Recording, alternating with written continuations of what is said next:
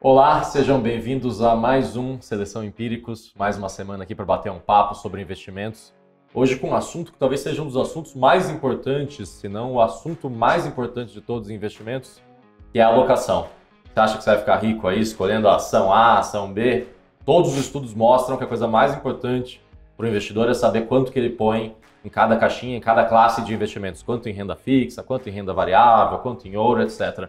Para falar sobre isso, a gente trouxe aqui, eu não vou nem chamar de convidado, né? Porque é da casa, mas é um convidado... Convidado íntimo. Convidado íntimo, é um convidado... Aquele convidado que já vai no banheiro de porta aberta, mexe na geladeira, né? Abusado. Que é o Jorge Wachsman. Waxman. Jojo. Os mais íntimos. Para todos os íntimos. Para todos não tão íntimos assim também. E o nosso timaço da Empíricos aqui, na ponta esquerda, o Luiz Rogé. Opa! Que vai defender a renda fixa hoje, é isso? Contra... Sim, com certeza. Com todas as forças aqui. Com todas as forças. Nosso querido Max Bon, aqui na minha direita, e o João Piscione, que é também já participante veterano do nosso programa aqui. Queria começar, para a gente falar de alocação, fazendo uma provocação / brincadeira com vocês, e aí talvez você possa começar por essa, Jojo, e aí o resto do time aqui vai em cima. Vamos fazer imaginar hipoteticamente aqui que você vai fazer uma carteira, você vai deixar para os seus filhos ou para alguém que você gosta muito, vai mexer por 30 anos, só vai abrir esse negócio daqui 3 décadas. Como é que você distribui seu dinheiro? Quer dizer, botou lá, não põe mais o dedo. Como é que você distribui entre as classes? Quanto que você compra de ação? Quanto que você compra de renda fixa? Como é que você faz?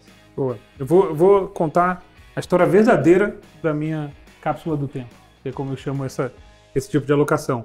E, assim, o quanto eu errei ela até chegar no desenho atual. Quando meus filhos nasceram, né, eu tenho uma filha de 18 e um garoto de 16. Eu falei, putz, vou começar a guardar dinheiro para eles, para longo prazo. Aí você começa, né? Faculdade, não, depois, apartamento, carro, mas com essa ideia de, olha, vai ser algo para 20, 30 anos. Na época, a gente tinha NTNB pagando acima de 10. Né? A dúvida ali era se o Tesouro Nacional se aguentaria até 2045. Há quanto tempo isso? Algum tempo, né? É que foi e voltou, né? E eu falei, tinham acabado de lançar os títulos de 2045, eu falei, putz, é NTNB. Fiz a carteira inteira de NTNB. Boa parte ali, né? Não, mas literalmente, todo dinheiro estava em NTNB. Longa, Tesouro Direto, abrir conta. Putz, aí a gente viu aquela mega fechada. Né? Até uma fechada meio exagerada ali em 2012, quando nossos juros caíram, mas Na marra, né? Na marra. Pô, aí coçou a mão. Falei, puta, vou botar no bolso, né, vezes 15 anos de duration, um caminhão de dinheiro. Botei, e aí falei, então agora eu vou pra bolsa. Aí errei. Porque o cavalo ali era dólar. Né? Durante uns 5 anos, literalmente o dinheiro deles ficou parado. Foi a época a bolsa voltou, mas não saiu do lugar. Seus filhos pararam de falar com você, inclusive. Eles ainda eram muito pequenos, mas eles já leram sobre isso, que eu já fiz um sincericídio por escrito ali. E, putz, aí eu voltei depois, então, para uma carteira que é o que eu tô hoje, que é uma carteira balanceada entre Bs longas e bolsa. Né? E assim, flertando com coisas ainda mais longas, ativos e líquidos e coisas que possam entrar nessa carteira. Então é mais ou menos isso que eu tenho hoje. E assim, bolsa mais ou menos metade. Eu diria o seguinte, eu estou migrando para aumentar a bolsa. Porque o dinheiro novo, e eu coloco dinheiro para eles meio que todo ano, não está mais indo para B, porque aí as taxas começaram a ficar muito apertadas. Então eles têm um estoque de B, mas o fluxo, a margem está indo para a bolsa. Então essa é a minha cápsula do tempo. Quando eu tentei brincar de não, agora é trocar, eu errei, entendeu? Eu errei. Esse é o ponto. Eu acho que cabe alguma coisa com variação cambial envolvida. É isso que eu ia te perguntar não agora. Dá pra, não dá Você não pra teria nada em moeda? Não, então, aí eu tenho... Na parte de ações, tem muita coisa que já não é... Né? Então eles têm coisa que tem ações no exterior. Então Entendi. Já por ali pega moeda. Né? O dinheiro do bar mitzvah do meu filho, ele quis comprar inteiro em Bitcoin.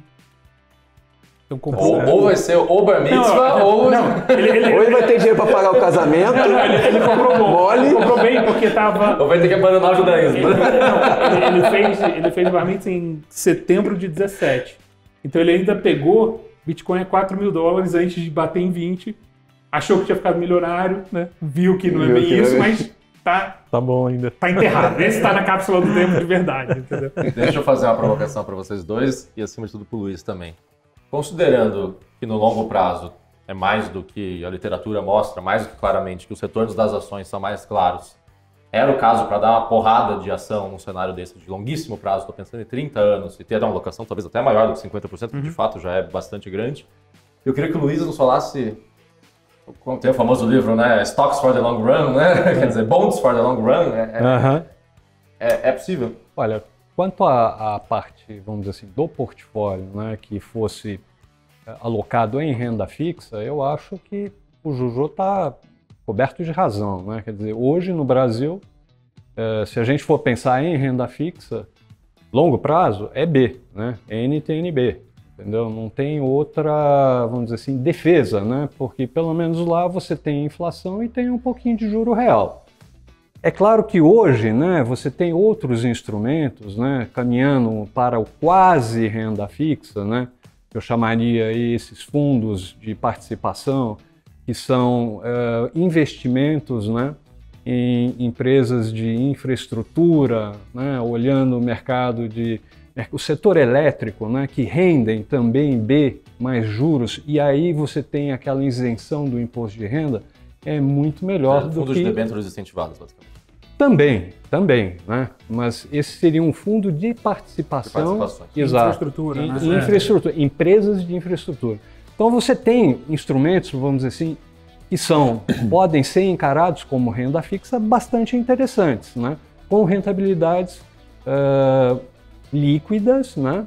E com proteção também contra a inflação, que hoje eu acho que é vamos dizer assim, uma incógnita, né? O que vai acontecer daqui para frente, tanto do ponto de vista de juro real, né? Quanto do ponto de vista de inflação, né? Que está começando a acordar novamente. O que vocês acham?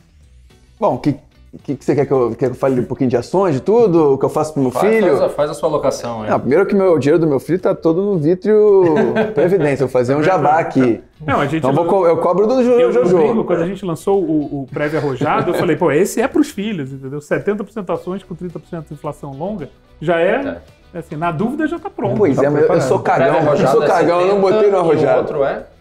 A gente tem um fundo que é 100% ações para investidor qualificado. Sim. Tem o prévio arrojado, que é 70 ações, 30 B longa. E aí tem o Super Previdência, que aí é um bom mix, tem 25% de bolsa. Ele tá no Super Previdência. Tá vendo? Mas eu sou de bolsa, eu sou cara de bolsa, mas sou cagão. Mas então, a gente tem essa ancoragem, não adianta. É uma ancoragem, não sei. Mas eu queria só agregar na parte de ações. Eu acho que você tem que ter um portfólio de dividendos na sua parte de ações. Eu acho que tem bons ativos que pagam 7% de yield. Tava vendo a conta hoje. A Telefônica está pagando 7% de yield. Né, e paga recorrentemente isso. A Copasa, ela vai divulgar, tudo bem, tem um extraordinário que vai acontecer esse ano, mas é mais de 15% de yield com esse extraordinário. Se você pegar o histórico, a Copasa também distribui bons dividendos. Então a parte da sua alocação em renda variável tem que estar nisso a longo prazo. E conversa com essa parte de infraestrutura, né? Quer dizer, são proxies, né? De certa forma. Então, um pouquinho de renda variável em dividendos, um pouquinho em empresas em exterior, né? Dólar. Você tem alocação, exposição a dólar. E um pouco aqui, bem diversificado, grandes empresas, empresas renomadas, geradoras de caixa. Acho que esse é o caminho de distribuição dentro de ações. E teria também dólar, teria moedas. Né? O Vitrio tem o Moedas, né? Moedas Life, que é sensacional. Você tem uma diversificação ali em Iene, em Libra. Franco Suíço e euro. Franco Suíço e euro. Sensacional. Então, acho que é importante você ter um pouquinho dessa alocação de longo prazo em moedas também. fazer uma pergunta sobre isso. Você escreveu num relatório recente, se não me engano, do Money Rider, sobre essa questão das ações que pagam bons dividendos. Tem vários gestores começando, a Atmos, no tinha feito uma carta bem estranha, pesada, dizendo que, até anotei um pedaço, que tem um portfólio concentrado no que eles chamaram de declinantes incumbentes geradoras de caixa. Ou seja, empresonas clássicas que pagam bons dividendos, mas que eles veem como um risco. Queria te ouvir sobre isso, quer dizer, você chegou... Ali você estava, quando você escreveu o relatório, era mais uma pergunta do que uma... São perguntas que eu acho que os investidores vão começar a ter que se fazer, né? Então, ou seja, basicamente, para quem está assistindo a gente, talvez seja um mundo perigoso para as ações que pagam bons dividendos. Pra caramba. Assim, no meu ponto de vista, os investidores daqui para frente, eles vão precisar começar a tomar muito cuidado com esse tipo de investimento, porque eu acho que a gente está no início de um novo ciclo tecnológico. O advento da internet foi na década passada. Não dá pra gente falar que ela não nasceu nos anos 2000. E o começo da aplicação está sendo na segunda década. A próxima década vai ser... vai transformar a cesta de consumo das pessoas. Nem dos investidores, mas das pessoas. Isso significa que aqueles negócios que são incumbentes, que eram líderes e que geravam muito caixa, vão começar a ver seu market share, sua participação de mercado serem devoradas ao longo da década. Sejam outros pagadores de dividendos. Vão existir novos pagadores de dividendos. E até a gente fala assim, a gente precisa ter ações nesse nosso portfólio de longuíssimo prazo, mas eu acho que a gente precisaria ter uma estrutura de ativos que fosse se substituindo ao longo do tempo, para não incorrer nos mesmos erros do passado. Quando eu falo erro do passado, o investidor que colocou dinheiro em IBM ganhou muito dinheiro, até certo momento. Então, ou seja, você compraria um fundo passivo, alguma coisa que fosse reciclando ali. Um fundo passivo que tivesse uma reciclagem, acho que é muito importante. As empresas de tabaco, né, de cigarros. Isso, muito tempo. E para mim, assim, o grande setor, o setor que está mais na mira é o setor financeiro. Né, que ele vai ver seu market share começando a ser diluído para outros players, para outros setores dentro outros segmentos dentro do setor financeiro. Então, eu tomaria um pouco de cuidado na construção desse portfólio de longo prazo, de você concentrar em ativos desse tipo, que vão perder espaço. É que talvez ele não precise, você pode até ficar mais estável na classe de ativos, mas não significa morrer abraçado com os mesmos cavalos o tempo todo, né? Talvez os cavalos não durem na cápsula do tempo. Até porque, só fazendo um contraponto ao João, você tem uma Coca-Cola que, acho que mensalmente distribui dividendos há 30 anos. Trimestralmente. Trimestralmente. Não, o negócio poderia criar 1000 narrativas da morte da Coca-Cola. Mas continua. Empresas de energia elétrica, talvez elas sejam mais perenes, nesse sentido, do que os bancos. Mas a eficiência energética, né? Então, alguém tem que estar olhando para isso. Alguém tem que estar olhando para isso. Talvez mude. Não dá nem para saber qual é. E a gente não sabe quais vão ser as novas tecnologias que vão surgir, né? Então, por exemplo, lá fora está se falando pra caramba de hidrogênio como uma nova fonte renovável, muito mais barata, menos poluente, etc. e tal. Energia solar. Como que essas coisas se encaixam nesses modelos de negócios antigos? Não sei ainda. E assim, por a energia solar já é mais barata na margem do que a energia elétrica. E por um lado, assim, muitas vezes a morte das grandes empresas foi declarada e nunca aconteceu, né? Mas de fato você olha o tempo de sobrevivência do S&P, as empresas estão sendo destronadas muito mais rápido do que no passado. É isso aí. É só olhar o tamanho, as maiores posições do S&P nos últimos 20 anos, como elas foram se alterando, né? Cadê as empresas de petróleo? Não, eu recebi um link coloridinho esses dias, que mostra as 200 maiores empresas do mundo. As empresas que a gente aprendeu saindo da faculdade como as maiores, que eram as petrolíferas, elas estão na 5ª página, na 6ª página, né? É só empresa de tecnologia. Impressionante. Assim, o primeiro banco que aparece lá embaixo é um banco da China. Coisa assim. Agora, isso não aconteceu no Brasil ainda. Se você olhasse o Ibovespa de 95, de 2000, não seria tão diferente do Ibovespa de hoje. Ainda não. Mas a empresa mais valiosa da América Latina já não é...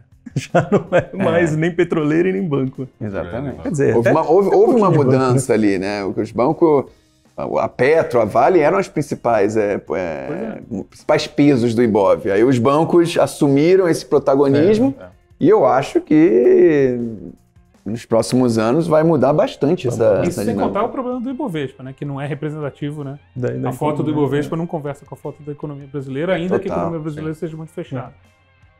Vou fazer uma pergunta. Você, obviamente, acompanha muito bem o mercado internacional, as ações estrangeiras. Vocês lá na Vitro também têm fundos de ações estrangeiras. A gente fala muito, e agora, finalmente, parece que o brasileiro se conscientizou da questão da diversificação geográfica. Aí lá com o câmbio a 5,80, o cara que está com medo de entrar nesse momento, fala, pô, eu nunca comprei, eu queria comprar, mas eu olho para esse negócio, eu vou sofrer no câmbio, eu vou ser o anti-Jojo, né? Eu vou um dia olhar para trás e falar, pô, eu até talvez tenha ido bem... Apaguei a luz ali. Apaguei a luz. Dá para o investidor deveria olhar esse timing do câmbio ou esse é o maior cemitério o maior sofrimento de qualquer pessoa querer entender o que vai acontecer com o câmbio daqui para frente? Para mim é isso. Eu acho que é o cemitério. Tem que comprar, você tem que ter uma participação. Não dá para você ficar sem. Não dá para ficar sem posição, investimento no exterior hoje em dia. Ainda mais com as taxas de juros do jeito que estão, né?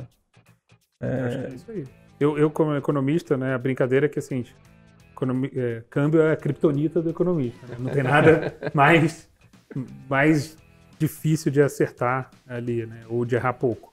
Mas, historicamente, assim, o grande desafio que eu vi na minha carreira inteira, cuidando de grandes fortunas, durante um bom período no Brasil, aí, principalmente de 2002 para cá, era como é que você convence o investidor brasileiro a diversificar? Quando ele vivia num mundo de altas taxas de juros aqui e um mundo de crescimento, né? Tinha uma cara de que finalmente o futuro tinha chegado e a gente ia crescer para sempre. Era impossível você entreter 2 minutos de conversa para falar de diversificação. Olhando hoje, que câmbio maravilhoso para mandar dinheiro para o exterior. Pois é, mas assim, agora você conversa com alguém da geração passada, onde o câmbio era literalmente, não era reserva de emergência, era segurança. Né? Os nossos pais tinham dinheiro no exterior porque eles não sabiam quer dizer, não confiavam no cofre do banco. Então, não confiava no governo, não confiava levavam na moeda, o dinheiro não do jeito confiava que dava, né? Quer dizer, para fora. E era uma questão de sobrevivência, inflação, medos, etc. Assim, isso são ciclos, isso vai acontecer. Então, assim, vai comprar caro a 5, tem gente que está esperando para comprar caro desde o 4. Né? Como em Apple, tem gente esperando para comprar Apple desde 2015. Desde o IPO. Não, porque é caro, porque tem muito dinheiro, porque não vai distribuir. Sim, o fato é que você vai montando. Né? Mesmo, pô, assim, em 2 anos de Vitro, a gente já viu vários ciclos. Teve gente que não comprou quando estava 5,75, voltou tudo a 5,25. 5,25 eu não compro mais. Né? Porque a gente tem uma relação esquisita, né? Quanto sobe a gente quer mais, quando cai a gente já não quer mais, né? Como se alguém te ligasse e falasse assim, olha, aquela roupa que você quer comprar entrou em liquidação, custa 50% do preço. Agora eu não quero. Agora eu tô putinho, não quero. Não, aqui é totalmente liberado. Não, mas assim, câmbio, então assim, câmbio você tem que ter. Você tem que ter a vida inteira. E aí eu vou para aquela relação que parece meio boba, mas eu acho que a gente não prestava atenção nas aulas de geografia, né?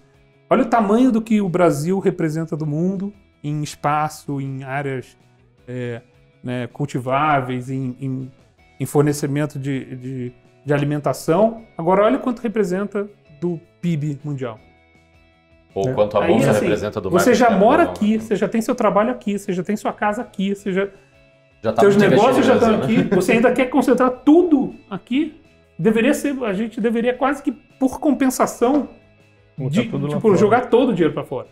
Né? E o quanto a vida do sujeito, pelo menos de classe média para cima, é dolarizada. Isso Brasil, eu queria falar. Porque a gente esquece isso. Você viaja para o exterior, você compra o pãozinho de cada dia. É trigo que é cotado em dólar. Pega um ano e faz o exercício de quanto é o seu nível de inflação, a sua taxa versus o IPCA. E o GPM no aluguel? Tudo. Então, a escola, né, mesmo as coisas que não deveriam ser dolarizadas, acabam dolarizadas. Então, a nossa inflação é outra, né? Não é a inflação... Uma hora acorda, né? Já tá grávida, né? Exato, entendeu? Então tem que... E sobre esse ponto, eu gosto de completar sempre.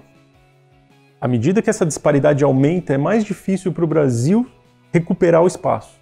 Eu quero dizer, as tecnologias vão ficando mais caras. Para a gente conseguir importar tecnologia e ganhar produtividade no nosso parque fabril é mais difícil. O jogo da escala já foi Os embora. serviços vão ficar mais caros. Ou seja, o gap das economias daqui para frente só vai abrir. Porque essa acelerada que, vamos dizer, que a internet proporcionou para os países desenvolvidos foi muito forte. E a ponto de que a Bolsa Americana não é mais uma Bolsa Americana, na verdade é uma Bolsa global, né? Porque essas empresas operam globalmente. É isso aí. Oportunidade, o investidor deveria, considerando essa questão de diversificação geográfica, olhar também para oportunidades em renda fixa no exterior, com juro baixo como está no Brasil, ou aí já é demais? Veja, aí eu já acho, vamos dizer assim, que sim, é uma, vamos dizer, alternativa, né, de diversificação. Entretanto, você tem um diferencial de taxa ainda bastante alto, né? Se você no for juro mais longo, né? Sim, claro, porque lá você tem ou juros próximos de zero ou até negativos, dependendo do país, né? Enquanto que aqui você tem alternativas que vão te pagar um juro real interessante. Agora, claro, conforme o Jojo colocou, o João também, diversificação é sempre positivo, né? Seja em que classe de ativo você estiver pensando. E tem, acho que tem, assim, tem renda fixas, tem subníveis de renda fixa, né? Tem high yield, tem coisas mais estruturadas lá fora que a gente também não olha. A gente gosta de falar, taxa de juros está negativa, então não vale a pena. Mas tem, né? Tem também a renda fixa estruturada, né? Sim, o crédito certeza. estruturado. Tem um mercado também. de crédito privado enorme, né? Exato. Sobre esse assunto da diversificação, vou fazer uma pergunta para vocês. Aliás, mandem perguntas para seleção@empiricus.com.br ou aqui nos comentários do YouTube. A gente gosta muito de responder as perguntas dos nossos espectadores e assinantes aqui. Que é uma moça que até manda bastante perguntas para a gente, sempre perguntas interessantes, que é a Letícia Nogueira Souza, que é justamente sobre diversificação. Ela diz que concorda, entende, abraça a nossa evangelização da diversificação aqui, mas por outro lado ela fica um pouco preocupada. E ela diz, você vai agregando cada vez mais fundos, cada vez mais classes de ativos. Então agora eu quero ter um pouquinho de Bitcoin, eu já tenho ouro, agora fundos setoriais e tal. Quando você vai diversificando muito, a gente não está condenando o retorno do investidor a uma certa mediocridade por definição, porque afinal ele está tão diversificado que ele vai ter uma rentabilidade muito próxima da média do mercado. É possível aqui fazer se vocês fossem fazer esse portfólio para 30 anos, não seria possível fazer uma defesa uma defesa quase redentora e outsider aqui de certa concentração? E eu pergunto isso também porque o fundo que vocês lançaram recentemente, que é o Best Ideas, é isso? Sim. Ele é mais concentrado, né? Pouco mais concentrado do que o... Vamos lá, deixa eu começar pelo começo, eu termino defendendo o Best Ideas. Eu acho o seguinte, quando você vai para a diversificação, você não quer ganhar a corrida de 100 metros. Você quer ganhar a ultramaratona, nem a maratona. Então é muito mais uma questão de Preservação de capital. Preservação e sobrevivência e consistência do que qualquer outra coisa, né? Por definição, o retorno de um portfólio, ele é medíocre sem ir pelo lado pejorativo da palavra, né? Ele é a média. Então quando você tem 2 ativos, você vai na média dos 2. O teu retorno é a média dos 2. Não vai ser nem o melhor, nem o pior. Se você fizer isso ao longo do tempo, talvez você nunca seja o cara bacana do bar que, puta, hoje eu vou pagar para todo mundo, mas provavelmente lá na frente você vai ser o cara que vai ter mais dinheiro que todos os teus amigos que pagaram uma rodada, pediram dinheiro emprestado, entendeu? Né? Porque acaba sendo um pouco loteria. Então, o objetivo é esse. E aí tem uma questão emocional nossa que a gente fala de longo prazo, a gente fala de investimento de ações, a gente está falando aqui de cápsula do tempo, mas, né? Se puder olhar para ver se subiu de hoje para amanhã e foi bom e não sei o quê, e eu já queimo a mão para trocar, quer dizer, né? Em tudo que a gente faz, a gente eterniza o momento atual, para o bem ou para o mal. E, sim, investimento é um desafio você sair dessa amarra mental. Então, assim, eu topo abrir mão de pagar a rodada do bar. Eu não fui o primeiro, mas, puta, lá na frente, eu acho que o cara que abraçar a diversificação vai ser. E o Best Ideas? Aí o Best Ideas, pensa comigo, o Best Ideas é um fundo, é um fundo de fundos que tem 10 fundos lá dentro, né? Por sua vez, entre multimercado macro e long bias. Pô, cada fundo deve ter posições por baixo, umas 15 posições. Na verdade, então a gente está falando, né, Então, assim, tudo bem, ele não é tão diversificado porque você está falando das oportunidades dentro do Brasil. Mas a simples diferença de uma casa para outra já muda estilo, já muda time, já muda tamanho, já muda um pouco do horizonte. Então, qualquer fundo de fundos que você botar no Brasil, se tiver mais do que 5 ou 6 gestores, ele já converge para das coisas menos voláteis que tem para comprar. Super legal. Mas ele, longe de dizer que ele é um fundo para você botar todo o seu dinheiro. A gente tem outros fundos, né? O Carteira Universa é um lugar que dá para você botar todo o seu dinheiro. Se ele bater com o teu nível de risco, dá. Porque ele tem várias classes de ativos e ele tem uma dinâmica. PRP dá. O Melhores Fundos dá. O Super Previdência dá. Pô, não dá para botar tudo no MAB Plus. Claro. Dá para botar só parcela de renda variável Brasil, mas não dá para botar tudo, entendeu? Então tem alguns produtos, né? Não dá para botar tudo no TecAsia. TecAsia é uma fatia, não dá para botar tudo no CRI. Claro. A pergunta é, será que ter o rendimento de mercado é ruim? Quer dizer, será que, vamos dizer, Porque é fácil. Sharpe estava certo ou estava errado quando ele disse que vencer o mercado é difícil? Não sei, Jojo, você que é gestor... Não, eu, no longo prazo eu acho que é difícil. Né? E aqui no Brasil, onde você tem os ataques de inflação e de desvalorização em cima do rendimento de mercado, acho que não é...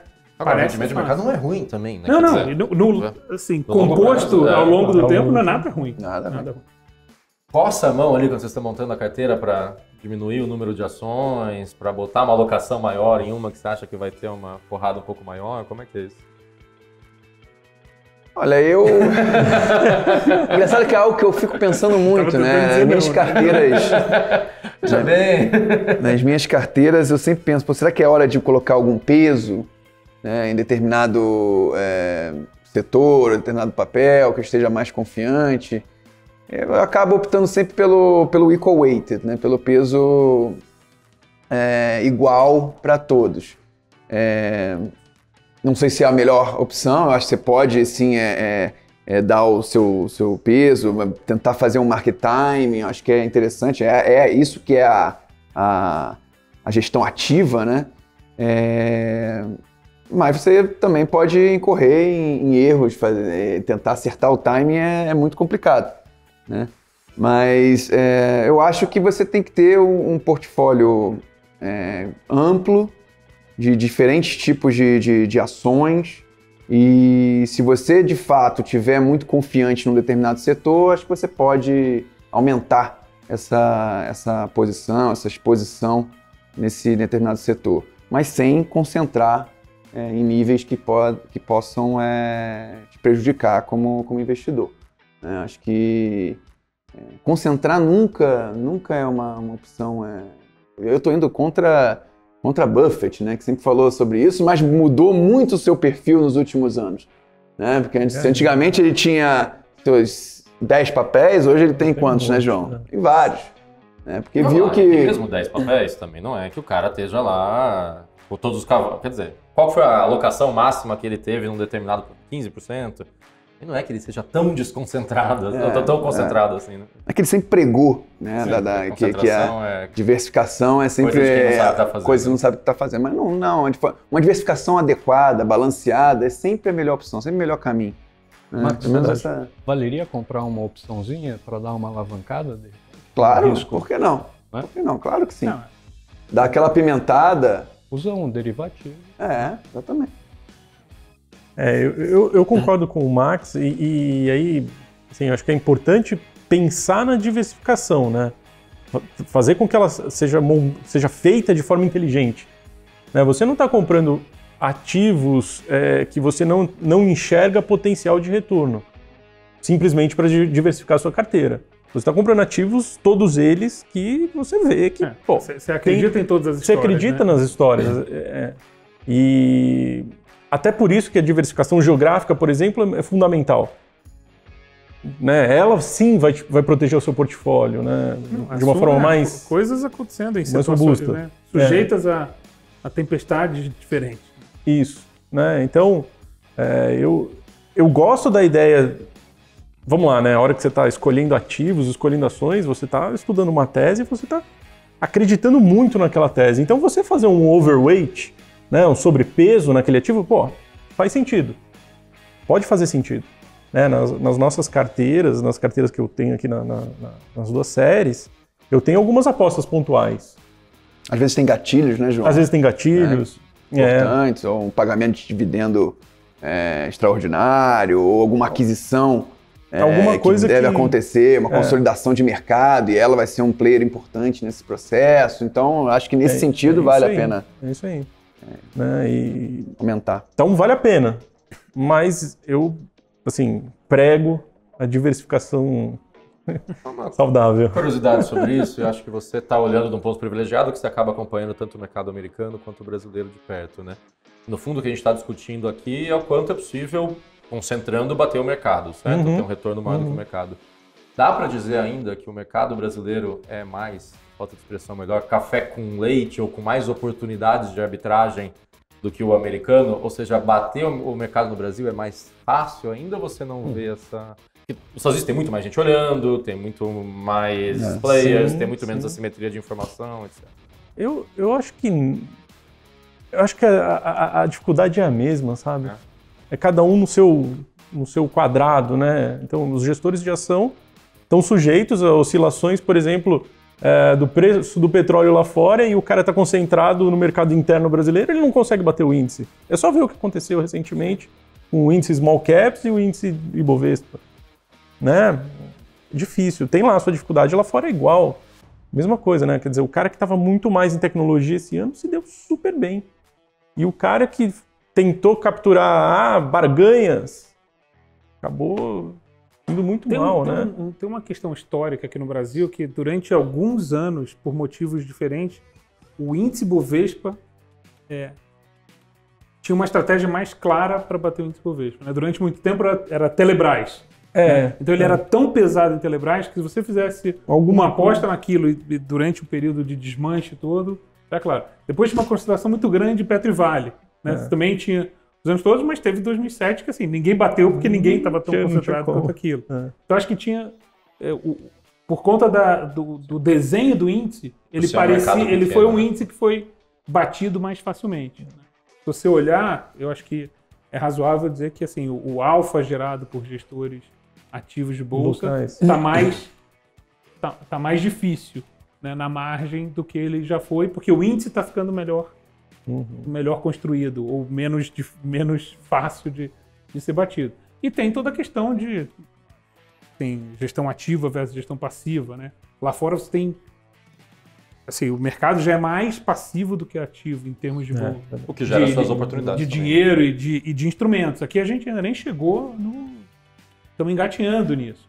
O que gera oportunidade e desarranjos também que você não consegue botar ninguém na parede para saber quem foi, né? É verdade. Tá falando dos ETFs, né?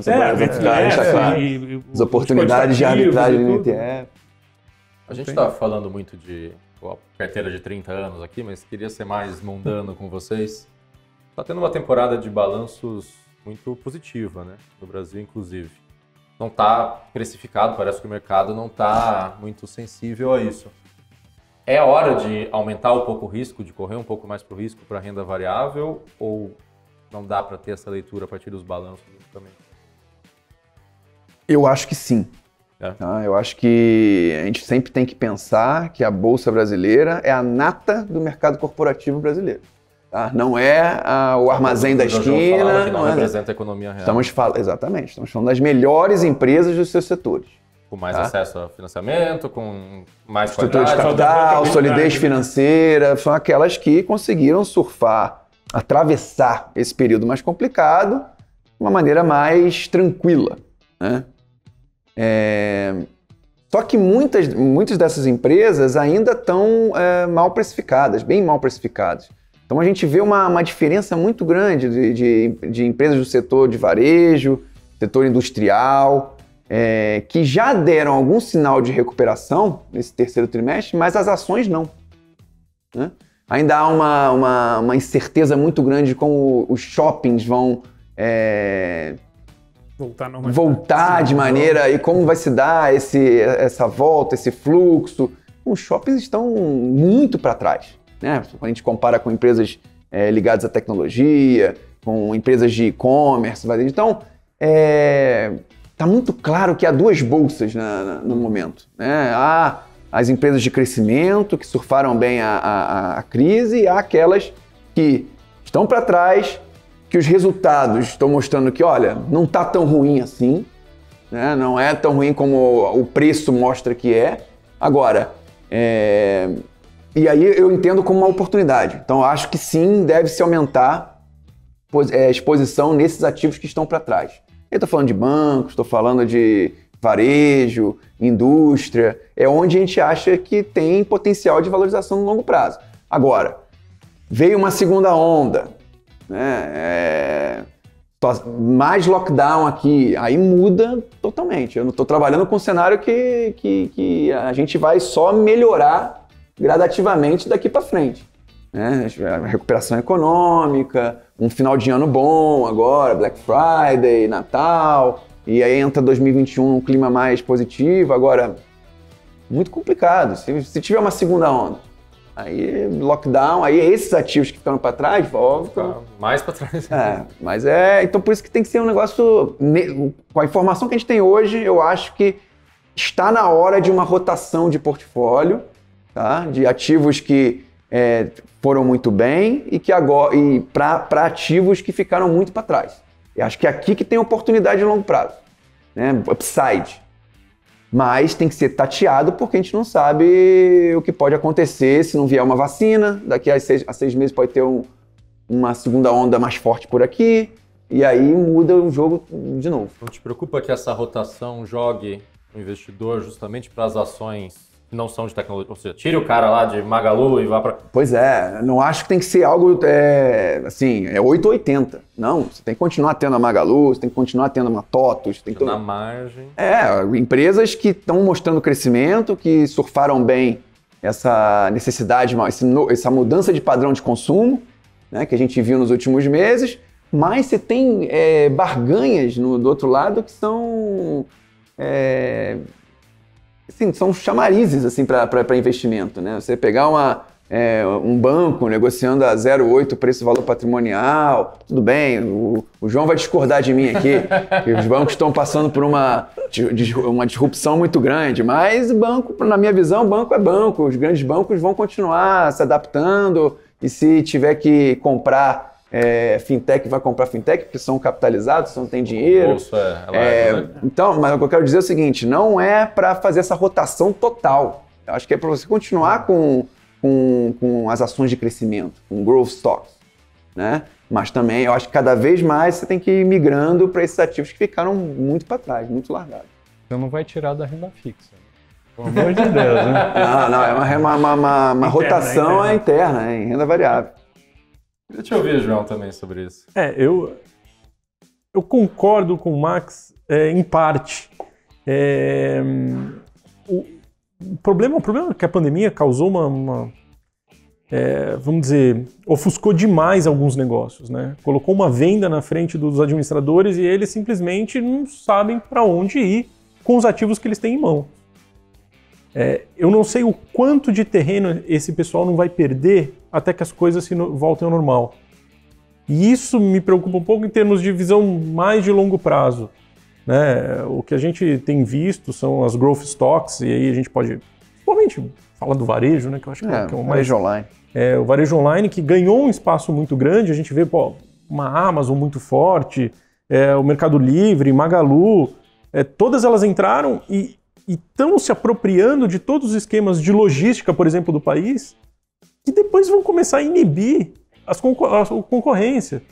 E eu não sei até quando que a concorrência vai acordar e vai conseguir alcançar. O que eu quero dizer com isso? Talvez esses ativos um time foi pro vestiário, o outro não saiu de campo, né? No final das contas é isso, né? Quer dizer... Que elas vão continuar... Como é que esse pessoal volta do vestiário? Como que volta? Né? Pra tirar o atraso. E aí até pode ser que a gente enxergue potencial nesses caras que ficaram para trás, né? Sei lá, tem um upside aí de 30%, 40%, 50% dos preços atuais. Ok, legal. E depois? O que a gente está comprando, né? Então, quando a gente está comprando as growth, a gente está olhando lá para frente e falando assim, os próximos 10 anos vão ser desses caras. Quando a gente está comprando os negócios mais antigos, quantos anos a gente está comprando, né? Então, Essa questão de horizonte é um ponto importante. Você falando, por exemplo, montar uma carteira para 30 anos, não sei se eu tenho. Não sei se eu tenho. Eu vejo muita oportunidade, por exemplo, em algumas empresas de varejo físico agora, mas não sei se eu teria para frente, não. Para daqui a. Sabe como vai. Eu não sei se as Casas Bahia vão estar vendendo muita geladeira em 2050.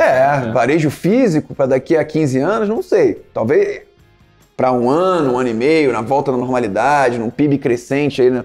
Eu teria. Eu acho que é que ele falou, 30%, 40% aí para ajustar de gap.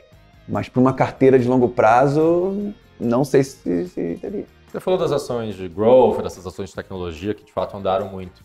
Te preocupa, porque basicamente a gente voltou para o pico, ou quase o pico de preço anterior ali, no caso de algumas ações, até bastante além. Preocupa que na verdade não, quer dizer, seja o ciclo anterior ainda, e a gente esteja num momento em que essas ações de fato estão muito caras, dependentes do Fed, e que talvez tenha algum risco de normalização desses preços que a gente não esteja enxergando, ou eu que estou sendo pessimista aqui? Então, eu acho que você está sendo pessimista. As perguntas aqui são todas agnósticas, tá bom? É só pela provocação. Ele está repetindo a pergunta de alguém que foi pessimista. Exato, ouvi um cara pessimista. O ponto é que eu acho que às vezes foge é difícil, é uma análise super difícil, mas foge da maioria dos analistas. Como que a microeconomia, como que os negócios estão se desenvolvendo ao longo do tempo?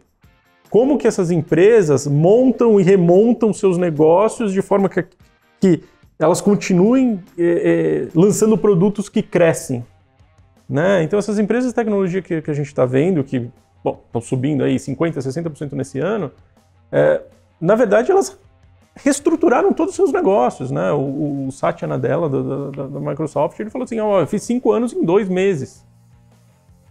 Né? E se você olhar lá o uso do Microsoft Teams, está sendo usado por mais de 120 milhões de pessoas. Os números das empresas são maravilhosos. E aí a gente começa a caminhar. Você fala assim, mas a Apple não lançou os iPhones, etc e tal. Não importa. Assim, ela não vendeu. Não importa. Todo mundo tem um iPhone, né? Todo mundo, modo de dizer. Todo mundo tem um iPhone, um Samsung, né? E as tecnologias que estão sendo embutidas naquele aparelho que você nunca mais vai largar?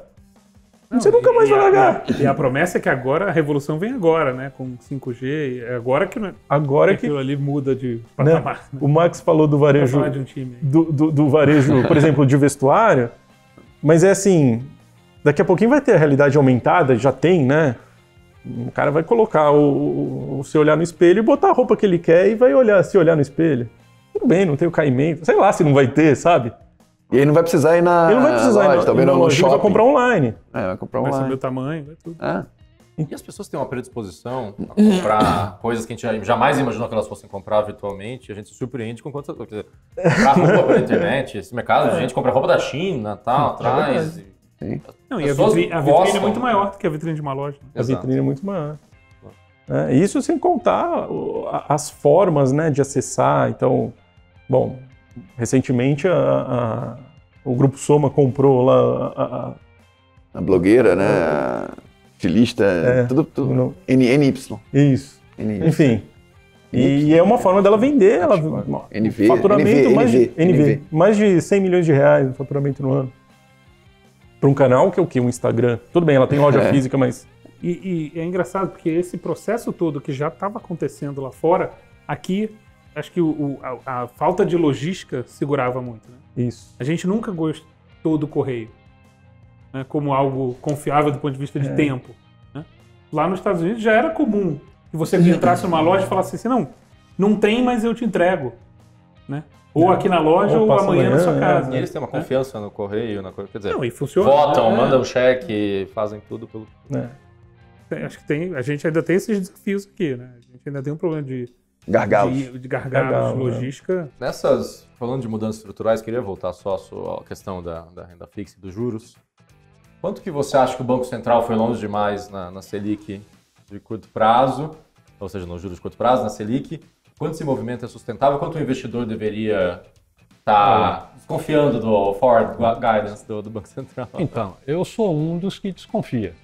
Minha opinião pessoal, meu enfoque, minha opinião. Né? Eu acho que ele foi longe demais, de fato.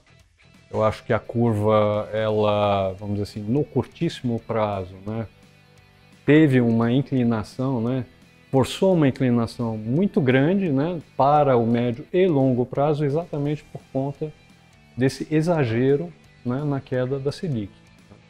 De sorte que se ele, vamos dizer, começasse a subir os juros novamente, mais rapidamente do que o que ele está pregando, né, com esse forward guidance, eu acho que a curva poderia até perder uma certa inclinação, né, principalmente a ponta longa, o que seria, no meu entender, bastante benéfico, inclusive para a própria rolagem da dívida, né?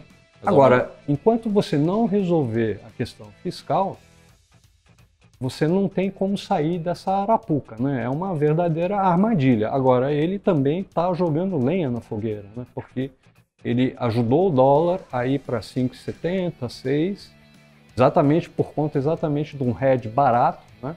Quer dizer, por que o cara vai ter reais se ele pode comprar dólar e carregar um custo baratíssimo ao ano?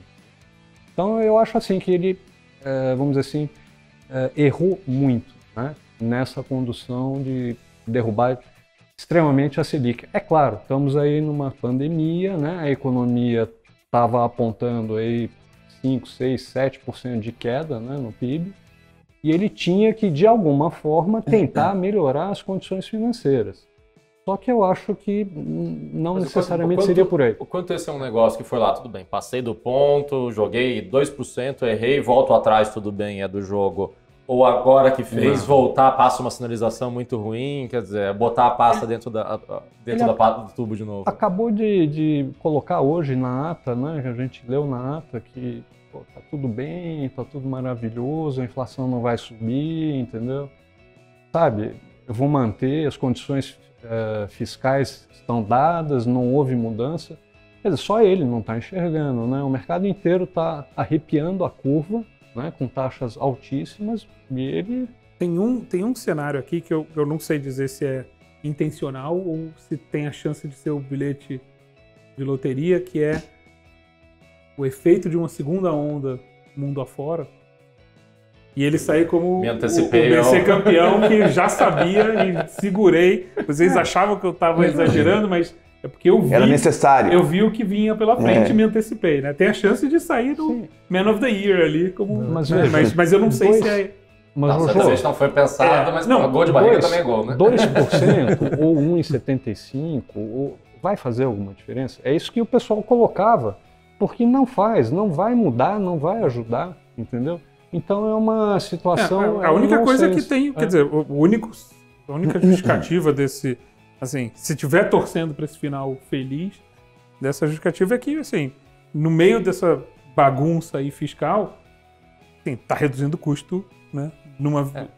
Mas é perigoso também, né? Porque quando você começa a usar o argumento da... Tô gastando menos, então... Perigoso é. Estamos aqui no menos pior, né? Mas, né, porque tem um efeito relevante, né? Mas tem uma, né, tem uma preocupação para o ano que vem, tem muita dívida de curto, médio prazo para rolar aí. Eu concordo, desculpa, só, João, deixa eu complementar. Eu acho que tem uma assimetria interessante. Entendeu? Existe esse componente de risco para o ano que vem, porém existe uma assimetria, tá? Bacana, por quê? Porque o dólar está caro, né? A curva está super inclinada, então... Sabe, eu acho que você, de repente, pode ter uma surpresa interessante, né? Se você for peitudo e comprar o risco. Mas do ponto de vista do investidor, pragmaticamente, está assistindo a gente, como é que ele se aloca ali para se aproveitar disso? Então, eu, na minha carteira, né, no high yield, eu falo, olha, vamos manter as posições que não temos, não vamos aumentar, tá?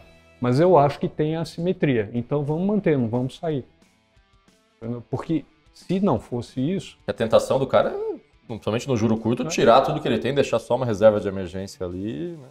O juro curto, a gente... É uma ilusão, né? Falar em 2%, renda fixa não dá nada. Dá, sim, claro que dá. A gente acabou de falar que tem N instrumentos que dão rentabilidade 6,5%, 7% líquido ao ano, mais inflação. Quer dizer, totalmente diferente de 2% ao ano, que é juro real negativo. Então, é ilusão se falar, pô, renda fixa não dá nada. Dá sim. Isso é uma questão momentânea, né? Circunstancial, de conjuntura, por conta de pandemia e tudo mais. Que vai mudar em algum momento, né? Ele vai ter que retomar o ciclo de alta assim que a economia começar a deslanchar. E vai, em algum momento vai. Desculpa, João. Não, meu ponto é só, talvez, o que o governo esteja esperando, e enfim, é a velocidade com que o efeito desses juros baixos vai passar para a economia pelo lado positivo. Né? As empresas estão se financiando com um custo muito mais baixo e estão reinvestindo boa parte dessa grana. Né? A gente vê, enfim, nos resultados trimestrais das empresas, assim, um desafogo de caixa importante. Né? E o quanto que isso vai acabar gerando de retorno mesmo para a economia. Então, se a gente pegar os 2 meses que se passaram, a Receita teve faturamento recorde, né? A Receita Federal trazendo dinheiro para dentro do governo, sabe? Qual é a dinâmica? O quanto isso é a juros também. Pode ser. Até o auxílio emergencial tem um impacto aí. Sim, mas então, o que eu acho que o governo espera é que dê tempo. Né? Que tá lá na cabeça do Roberto Campos talvez seja o tempo. Vamos ver o que dá. E qual velocidade. Aí, com suporte lá de fora... Ajuda. A pergunta que eu faço é o seguinte, você falou, as empresas estão se financiando mais barato. Que empresas? Aquelas que já eram capitalizadas. Porque, veja, os bancos não dão dinheiro barato, sim, sabe disso. Sim. Né? Não, ainda são as campeãs da Bolsa. São as campeãs da Bolsa, né? A gente está olhando para... E ainda assim, muito mais vencendo, impacto, né? E no caso do financiamento de longo prazo, o impacto é muito maior do juro longo, que ainda está alto, do que da Selic. Né? Mais ou menos porque essas empresas elas rolam demais a dívida, né? Então fica sempre nos títulos bem curtos, né? Quando a gente está olhando para a Bolsa, principalmente. Mas tudo que ele precisa é isso, é tempo. Né? Tempo. Assim, é uma aposta, mérito né? nosso ou sorte. Se a inflação não chegar, vai dando tempo para esses efeitos todos irem acalmando. Né? Mas assim, eu brinco, a gente conversou sobre isso, né? Tem chance de sair na revista no final do ano como o melhor Banco Central do mundo.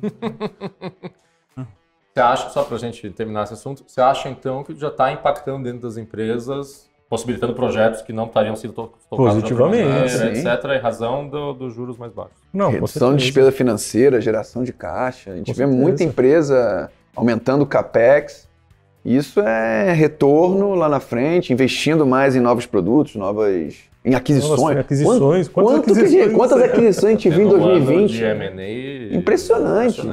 Porque dinheiro em caixa não dá nada. Né? Vamos comprar uma outra empresa que vai lançar... É mais rápido que a IPO, né? Vai fazer a receita crescer rapidamente, é um novo produto, uma nova vertente, né? Então, a gente está vendo muito isso acontecer. Né? E as empresas gerando lucro. Então, basicamente, reza para a inflação não chegar logo. Exatamente. E se ganhar 2 anos aí, tá feita a vida. O próprio setor imobiliário, né? Assim, tá todo mundo na torcida que os financiamentos imobiliários comecem a crescer a taxas muito baixas. O setor imobiliário está sedento, né? Construção civil, o pessoal está bastante empolgado. Né? Quantas pessoas você empurra para dentro da área de alcance, né, de financiamento imobiliário com juros lá embaixo, né? E isso daí se transforma em emprego, transforma em venda, enfim. Tem que dar tempo para esse círculo virtuoso. Tem que dar tempo. O pessoal de ações, no fundo, eles são os desenvolvimentistas mesmo. Né? Eles querem jogar juro lá embaixo. Eu gostaria de retomar uma questão que o Jojo levantou logo que você fez a primeira pergunta, né? Um horizonte de 30 anos. Eu acho que a gente não discutiu aqui, na questão de alocação, o perfil do investidor, que eu acho que é importante. No seguinte sentido, né? Por exemplo, se você pega um garoto de 18 anos, qual é a perspectiva, né, de investimento que ele tem contra um cara de 40 ou 50? Claro. Então, o portfólio, a alocação dele será totalmente diferente. E aí, eu fui na linha do filho. Mas... Privilegia, né, empresas de crescimento, bolsa. Eu acho que esse garoto de 18 anos tem que ter um portfólio 70 renda variável, 30 ações, que vai se revertendo, mudando conforme o cara vai ficando mais velho, né? É porque você espera que aquilo lá também vai ser só um complemento, que esse moleque vai ganhar algum dinheiro na vida também dele próprio, né? Mas esse é um bom ponto, que sempre, a gente falou bastante sobre previdência aqui, e essa é uma coisa que eu acho que as pessoas ainda não realizaram completamente, né? Quando a gente falava em previdência na geração anterior à nossa, previdência era, eu parei de trabalhar, assim, eu preciso de uma mesada para ir até o fim da vida. Isso. Complemento de renda. Previdência não é mais isso. Era Renda. substituição. Você parou de trabalhar, você se aposentou. Sim. Previdência conversava com a aposentadoria. Você se aposentou e você vai para casa. Hoje em dia, quando você coloca lá, quero me aposentar com 65 anos, que ainda é o número mágico, você vai viver mais 30. Você vai viver mais tempo aposentado do que você viveu acumulando nativa, acumulando. E assim, ninguém combinou. A ciência esticou a nossa vida lá embaixo, mas a vida útil trabalhada não esticou. Hoje em dia as pessoas, a previdência virou muito mais o que eu faço com o resto da minha vida do que algo de, estou esperando para ir embora. Né? Senão, você vai ter uma inversão que é a geração que estiver na ativa vai ter que cuidar da geração que se aposentou, porque não vai ter dinheiro. Né? Quantas pessoas que estão se aposentando hoje têm dinheiro para se aposentar para 30 anos? Né?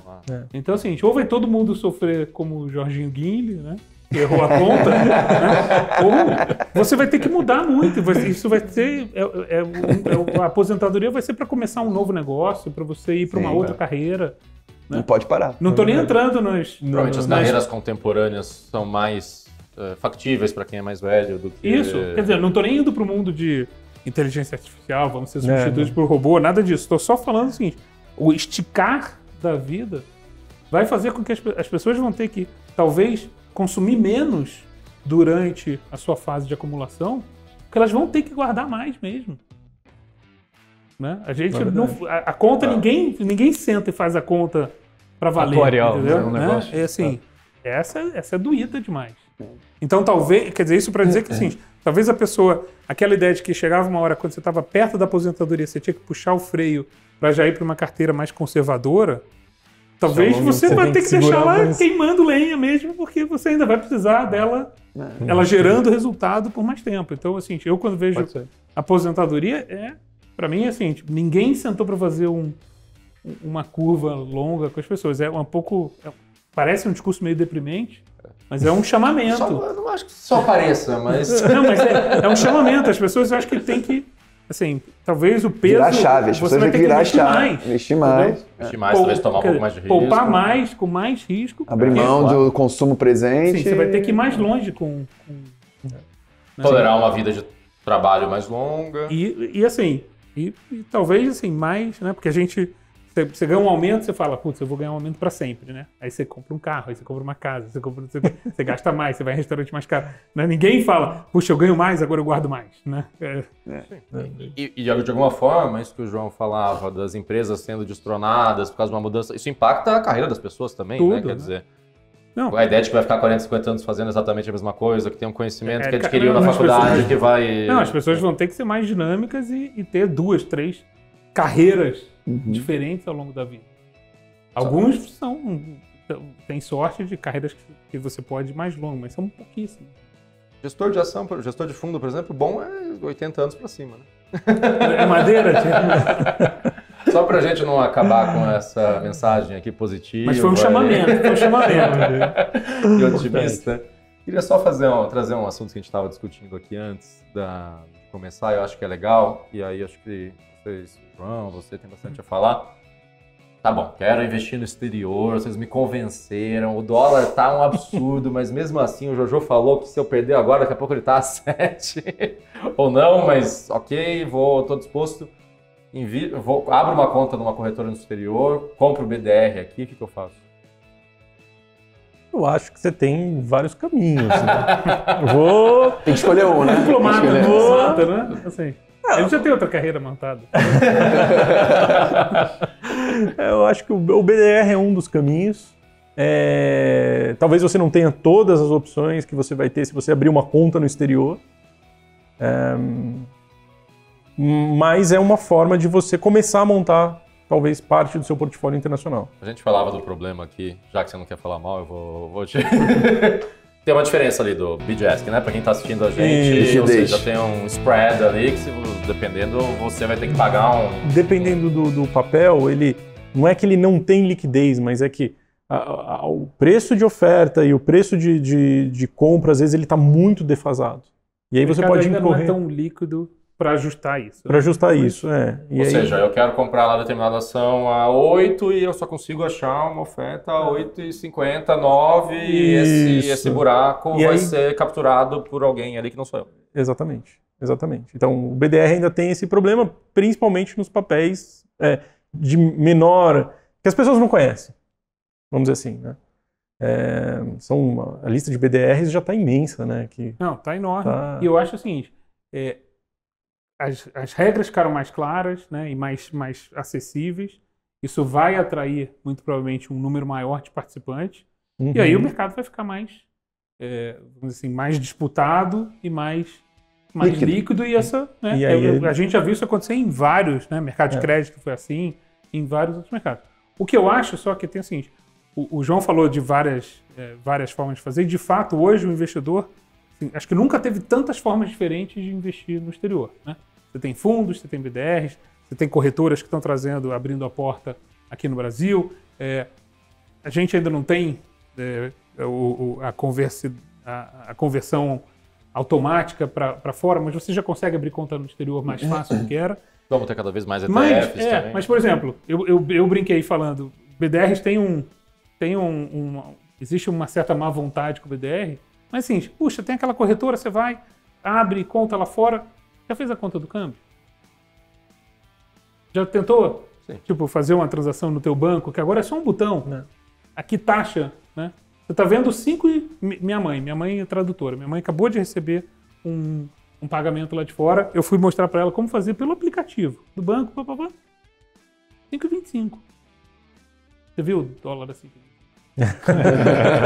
Infelizmente, você compraria dólar assim se você estiver negociando. Não, então assim, ótimo. Pô, você é um cara multimilionário, né?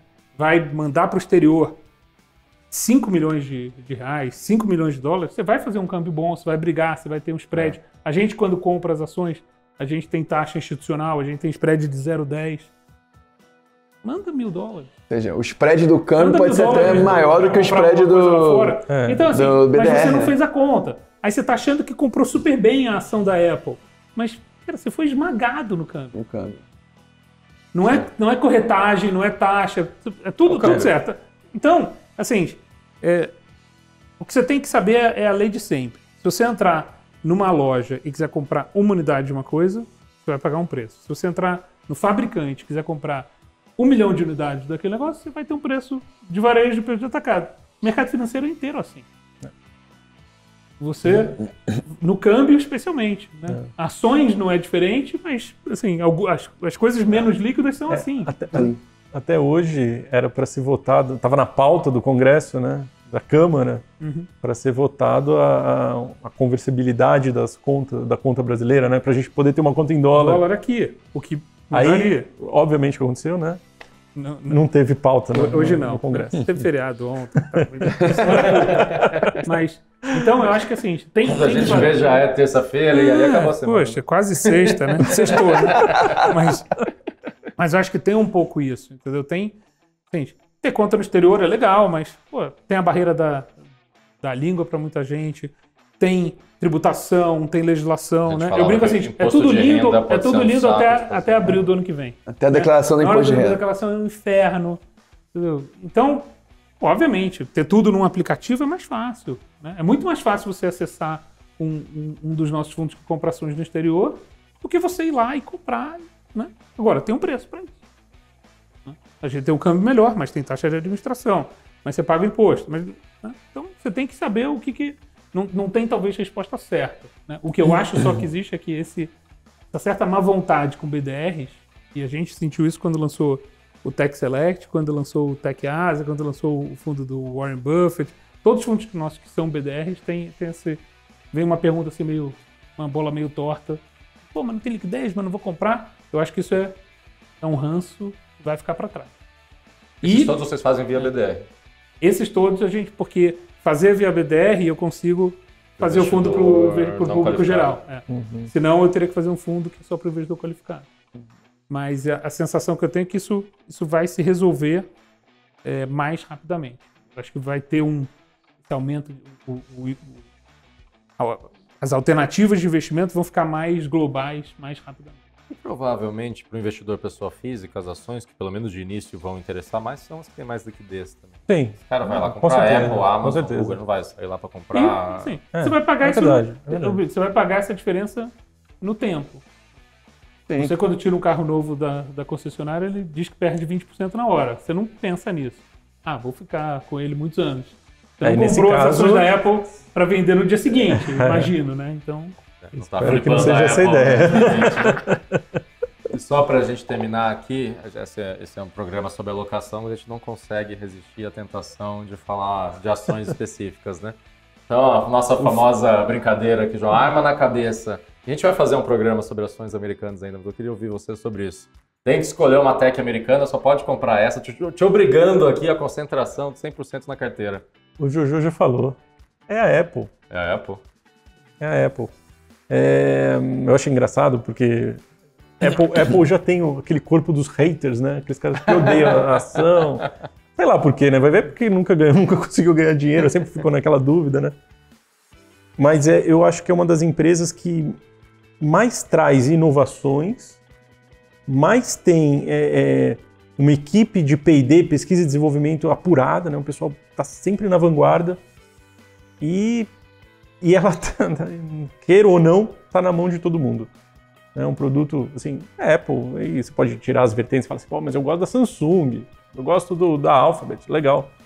Mas a Apple, eu acho que ela tem todas as características dessas empresas e, assim, muito esmero na construção do produto dela. Do ecossistema dela. Então, sobre isso que eu queria te perguntar. O que você acha do argumento de quem diz que essas outras empresas de tecnologia têm uma diversificação maior de produtos e operações? Então, sei lá, a Microsoft está lá em 4 ou 5 grandes unidades de negócio e a Apple tem menos isso. A Apple... Então, eu acho que as pessoas estão enxergando a Apple de uma forma errada, né? Então, eu acho que a gente tem que pensar, primeiro, na aplicação dos produtos da Apple, que transcendem uma aplicação simples de um notebook. Né? Você vai ter um notebook que te dá acesso à comunicação, te dá acesso a games. Né? Hoje, a maior parte dos games você joga de qualquer mobile, no iPad, vai ser no notebook. Dá acesso ao pessoal do audiovisual. O pessoal do audiovisual só usa a Apple, né? E aí, nesse mundo de Instagram, etc e tal, o que é melhor? Uma câmera super top do iPhone ou uma câmera mais simples, de repente, de um Samsung? Proteção de dados. Ninguém fala muito de proteção de dados. Agora começou, né? Um pouco mais. Mas o produto da Apple é, sim, algo mais seguro, né? E, assim, essa questão do ecossistema que vai se formando, né? Vai ramificando, e quando a gente vê, a gente está totalmente tomado. Eu acho que as outras, por elas não terem conseguido montar tudo isso numa casca, elas estão para trás. E olhando do lado de marca ou como cara de comunicação, como esses caras têm um prêmio de marca incrível, né? Incrível. Porque assim, você não pagaria tão mais para usar um produto da Microsoft, comprei um mouse da Microsoft e tal. Como a Apple põe o preço que quiser e é cool, é legal, E é é legal. incrível, Mas é que nós ficamos mais pobres, né? Ficamos muito pobres. Né? O câmbio deixa o brasileiro totalmente desprovido de recurso para comprar um produto da Apple. Tanto que aqui o Android agora você vai lá para fora, a parceria que a Apple fez com a Verizon, por exemplo, o iPhone sai $14 por mês. Um plano de 24 meses. O que é $14 por mês? Para o cara ter o telefone mais top da marca. E a gente aqui usando Xiaomi, né, João? Então, pois é. Então tá bom. Manda seu e-mail pra gente no seleção@empiricus.com.br. Se você gostou desse vídeo, deixa o joia, curtida, qualquer coisa aí que é legal, ajuda o vídeo a ser promovido no YouTube. Deixa seu comentário, escreve pra gente. Se tiver sugestões de perguntas, de assunto, fique à vontade para escrever aí ou para mandar no e-mail seleção@empiricus.com.br. Jojo, obrigado. Espero que você volte Pô, muitas vezes. Com certeza. Super obrigado aí pelas perguntas, pela oportunidade. E com certeza. Se for convidado, eu vou. Tá, vai ser. Mais convidado. Luiz, muito obrigado. A gente vai fazer um também em algum momento só sobre renda fixa. Bacana. E aí a gente não vai ter esses caras aqui dizendo que o governo tem que baixar a juros à força. Coitadinho do empresário que tem a empresa lá de bilhões que não consegue se financiar, precisa que o Roberto Campos dê uma ajudinha, né? Tranquilo. Obrigado, Max. Obrigado, sempre um prazer. Obrigado, João. Sempre Valeu, bom ter meu. você aqui também. Obrigado. Obrigado para quem assistiu a gente. Siga o canal da Empíricos. Até a próxima semana. Tchau. Tchau, tchau. Valeu.